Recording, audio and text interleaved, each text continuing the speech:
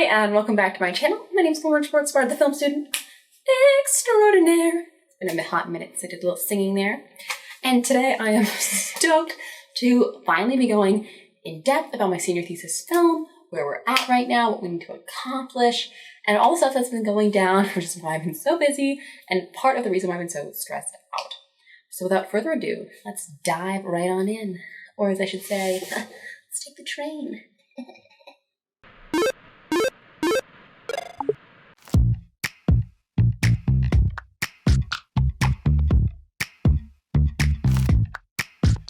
I was kissing you with my eyes open, but you said keep them closed and be in the moment. By the way, if you haven't already, subscribe. What are you waiting for?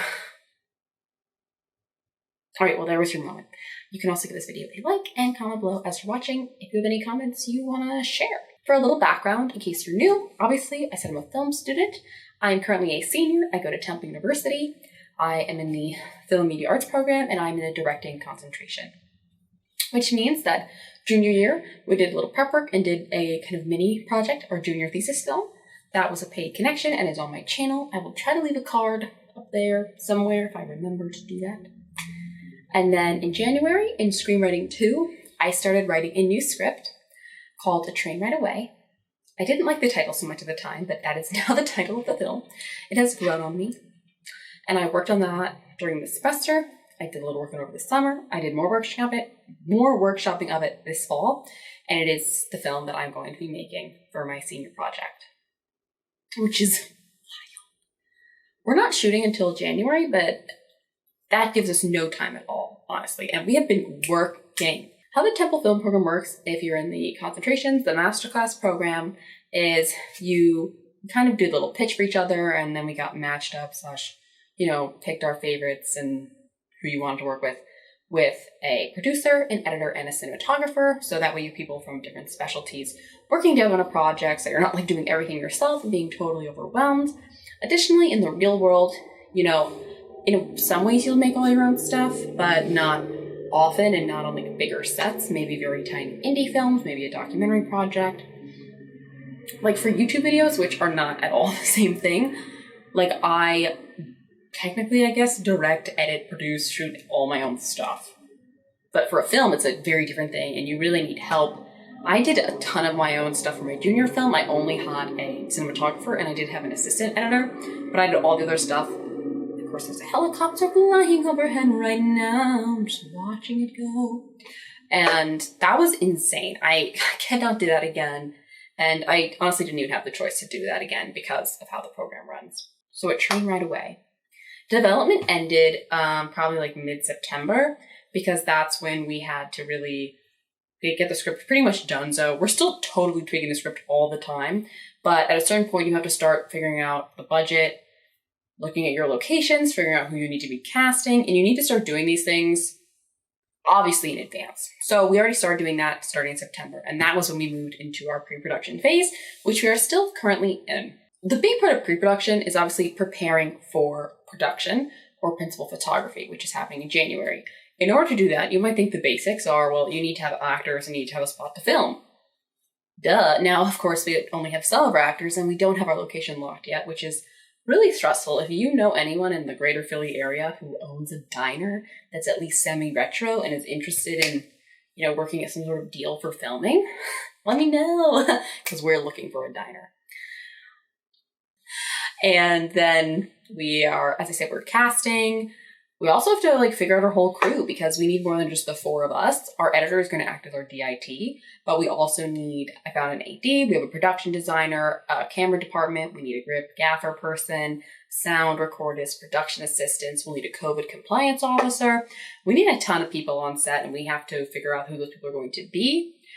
In the program, they don't have to be Temple students. Most of them so far are, but there's a couple people who I'm talking to who go to different colleges in the area or just other film creative people that I know or maybe graduated. So it's kind of like figuring out the whole community and kind of building up the crew, knowing that the more crew you have, depending on space, it can be really tight. Yeah, you have more people to help out, more people to load and unload, but you also have more people to feed. As a independent, basically student tiny film production, our budget is not that big. For production, our budget is $6,000. which is a lot of money, but in the grand scheme of film, it's not a lot of money. We are receiving $2,000 from the dean of the film school, which means we have to raise $4,000. And the more people you have on set, the more of that money goes to the food. Obviously, you need to feed people, especially since we're not paying any of the crew. We are paying our actors. The leads, supporting, and extras get like decreasing amounts as it goes. And travel will be covered by like a stipend, because I don't want anyone to lose money on this film. They may not get much or anything, but they shouldn't lose out on anything. They shouldn't have to like be buying their own lunch or figuring out their own gas. We'll cover that stuff. And especially with the crew, we'll probably do like a lot of carpooling to be as like cost efficient as possible. But anyways, you might be wondering, how do we pull up this $6,000 number? Well, when you're doing this pre-production stuff, you do a breakdown of the script with locations, props, costumes, anything that is on screen that you'll need to make sure basically you have and pay for, along with like all the background stuff, the travel, the food. For us, we need to have PPE for COVID precautions and prevention. So there's a lot of things that go into the budget, and then I worked with the producer, and we figured out certain rates for people. We estimated how much money we can afford to spend on locations, on the props, on a hair and makeup artist, on the composer, although the composer we're now pushing off to do later. If we raise our $4,000 goal to make our $6,000 budget, we'll probably start raising for our post fees, which will be like the composer, film festival, and other distribution stuff earlier. Otherwise, we'll probably wait until like February or March to start doing that. Depends how we're doing with the fundraising and the momentum. But right now, we're just aiming to have money to shoot. And we're supposed to have the goal of whatever money is in your bank account on the November 30th is how much money you have to spend on set. So that's the vibe we're working with. And we made 3 budgets, a A budget, a B budget, and a C budget. We're going with our B budget, which the whole team talked about. We made a bank account for the film, so that way any finances that we get donated to are put in there. They're not mixed up with anyone else's finances. And I think that was a smart move. It was a little stressful for me to make a bank account by myself for the film, but it all worked out. And now we have a bank account, which is great because I can like just keep all that stuff separate. I think that's like the main facets of the pre-production: the location scouting, the crew, and the cast. And then of course the fundraising. And then we're trying to build a social media presence right now. Starting pretty small. We have an Instagram, which please follow at A Train Right Away so you're up to date with all the stuff. I think it's actually a train right away. The film I just know it's A Train Right Away, and then you'll pretty much see it, because how many other train rides away are there? Not. What else are we doing? Oh, we have a website. So you can check out our whole story. You can look at our team bios. You can see how to fundraise the film. We made a website because we're not doing a crowdfunding campaign through a platform like GoFundMe, Steven Spark. We were going to do that, but we ultimately decided we didn't have enough time to make a really good campaign. So we may do a campaign like that for our post fees if we need to, or we'll do a similar thing where we're kind of saying here's where the money's going, and we're welcoming like checks and like PayPal and like Venmo donations basically to fund the film in kind of gifts and donations, which has been kind of stressful because there's like this fear of like, what if we don't raise enough money? What if we can't make the film? But like the support I've received from like friends and family has honestly been overwhelming. And I was crying about it the other day because it was just so sweet that these, some relatives who I don't really speak to that often, like they believe in my dreams and they want to see me succeed. And it just really means a lot. Like you can know people believe in you, like you can know, but then when you actually know, it's really empowering. And then everyone else is so positive also, as a woman going into the film industry, it's really still not an industry that's like for us or welcome to us. In some ways, people are definitely making efforts. Huge steps have been taken, but there was so much more that needs to be done. It can be really intimidating. I'm the only woman in the directing concentration at Temple, and that doesn't usually faze me. It only like kind of bothers me when professors comment on it. And they're like, so how does it feel to be the only woman in the concentration? And I just don't think about it that often. Like, I'm not worried about it. Like, I got into the program. I know what I'm doing for the most part.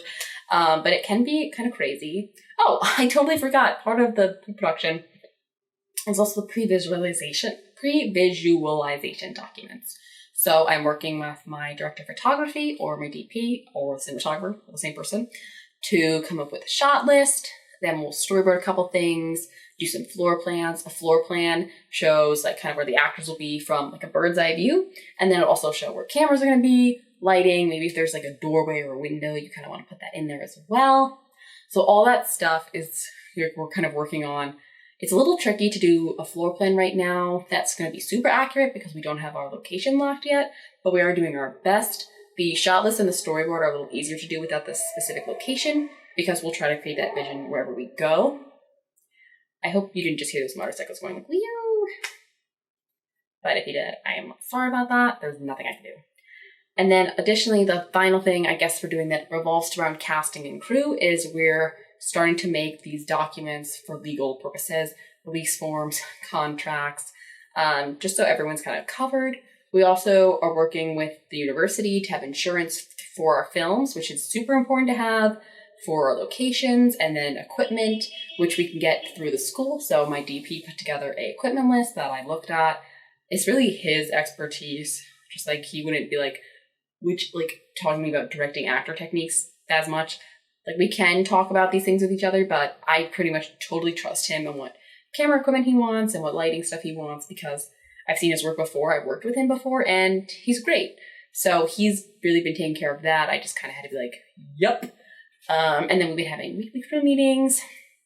We did a pivotal scene exercise that we're still kind of finessing.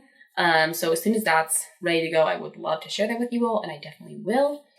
And it's just been like a really crazy and exciting time to work on this story.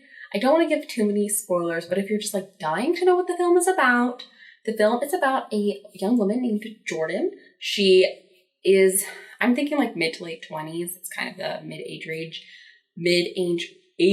range. She's from a small town. She moved away to the big city and she comes back to help her mother for the weekend. She runs into her old flame, Ryan, at the train station, hence the train ride part. And they kind of hit it off. They're having lunch. And you're maybe thinking, oh, is this a rom-com, Lauren? No, it's not.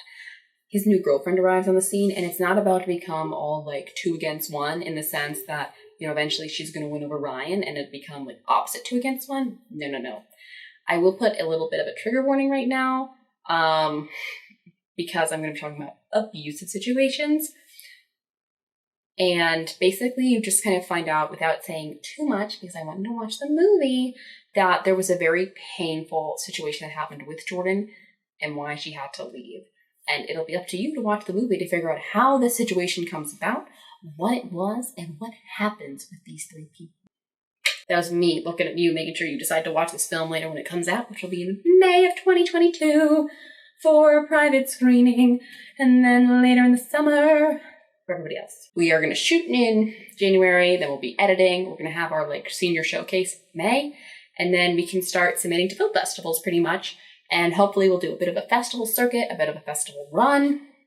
My junior film got into 3 festivals, so I hope my senior film does at least as well as that, and then after that we will potentially do kind of a digital release if we find a digital platform for the film, and it will at the very least go on YouTube. And I will definitely have it on YouTube as an unlisted thing, so potentially there will be a way for some of you to watch that as well. But basically that's my update with the film so far. We have things on the move, things are happening. Definitely a stressful, crazy thing to be working on right now, but it is. It does keep me going. I may scream about it to my roommates sometimes and they're like, I have so much to do. But I love it. I love working on this story. I love working with actors. And the fact that a story that, started in my head, it's going to come out on the big screen is amazing. And that other people have joined in on the journey and helped shape the vision and believe in it means everything to me. So I hope this answered some questions about what I've been working on. If there was a question you have that I didn't answer, please comment it down below and I will try to answer it. And without further ado, yeah, that's it. So like the video, I just said comment below. And of course, don't forget to subscribe. Let's hit 1,000 by the end of the year, guys.